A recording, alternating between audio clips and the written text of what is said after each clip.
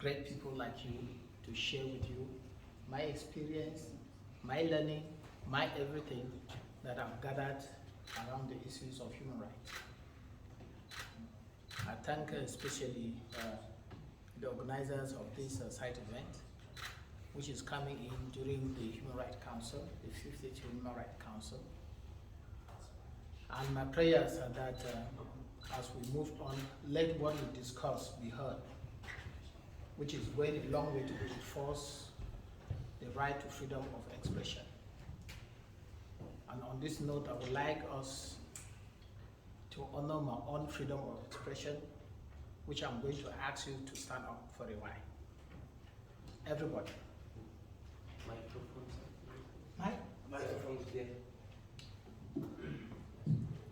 I'm very sorry if I annoy you by speaking and you're not getting me. I'm saying that I would like you to honor my own freedom of expression by honoring what I will ask you to do. And I'm asking you to stand up, everybody. He's asking for everyone to stand up, please, Yeah, sure. for a while.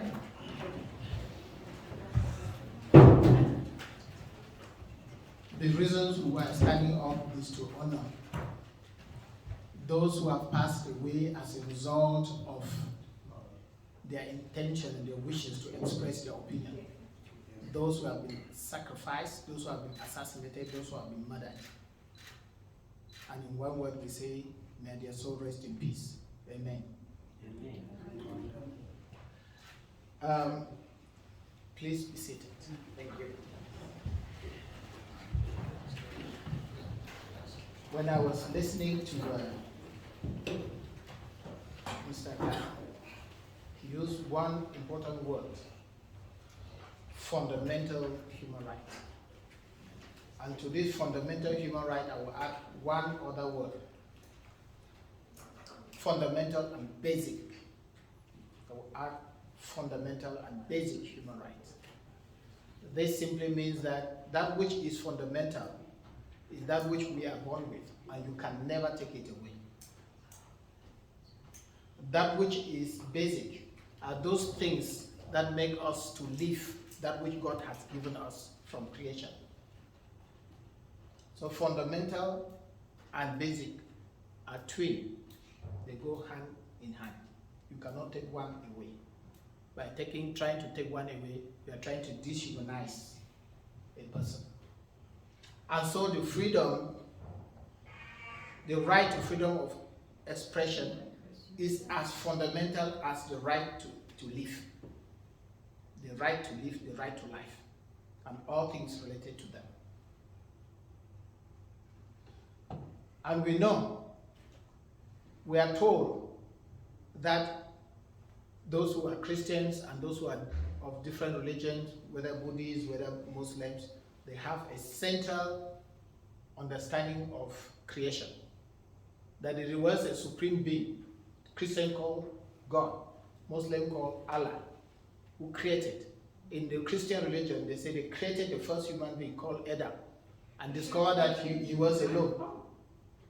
Discovered that he was alone, and he wanted to create, and therefore decided to create a companion. Now, what is behind it is that when he created Adam and saw that he was alone, he saw that Adam had a fundamental right to express himself, and he could not be talking to God all the time. So he decided to create a companion with whom he will always talk and communicate. Therefore, from the sociological aspect of this meaning, this right, it means that the right to freedom of expression is as fundamental and as basic as we live. And since everybody, whether the person have speech problem, whether this person is capable of speaking, means that every natural human being would like to express his or herself in a given manner. And the international community, seeing into it that this is fundamental and basic, decided to regulate it. And when it regulated it, they put it in international law. And I want to talk to you on the International Covenant on Civil and Political Rights. In its Article 19, it regulates and gives the right to us. And for your information, any instrument that is a covenant, that is a resolution, is legally binding upon the states that signs and ratify that. And so all the states, including Pakistan, has a legal obligation to respect this right. And so in our Article 19 of that convention or covenant, it states three things. One, the meaning of freedom of expression means that everyone has the right to hold an opinion. It's fundamental. The right to hold an opinion. And this opinion must not be interfered by any person. It is your opinion. And your community, your state, therefore must respect it. And two, everyone has the right to seek and dispatch information. To seek and dispatch information. I'm sure Munib Megel, as a powerful journalist, understand this very well. Because you can only communicate that which you have sought for. And so it falls therefore under access to information. Do we all have access to information when we need this information? This is going to reinforce the meaning of the right to freedom of expression. And the third one is that the holder, the seeker of this information, has the right to divulgate this information, to put it out to the public, to put it out to his listeners. And this freedom of information includes political discussion. If you like political discourse, I hope I'm using the microphone well. If a journalist is here, he can help me on how to use the microphone well.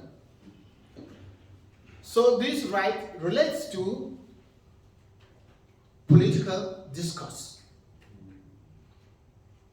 Do we have the right to discuss our political opinion?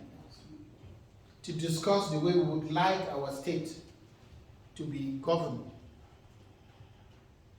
If we are prosecuted, if we are starved, if we are suffocated because we want to air our political opinion, then it is nothing other than violation of our fundamental and basic rights. And we also have the right to comment, to make commentaries about our opinion, about our affairs, and about public affairs.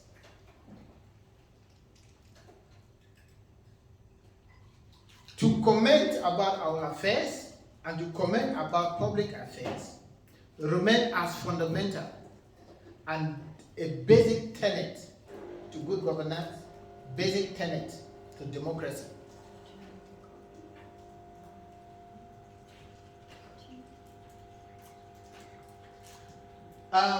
We also know that this issue of the right to serve, to freedom of expression, may involve issues that might be very sensitive. And when it involves issues that might be very sensitive, it therefore becomes regulated by some restriction. And so while we claim the right to freedom of expression, we must know that this is restricted. It is restricted in Article 19, Sub 2 of the International Covenant on Civil and Political Rights. Article 19 sub 2 restrict it, and it restricts it only at 3 levels, or 3 basic levels.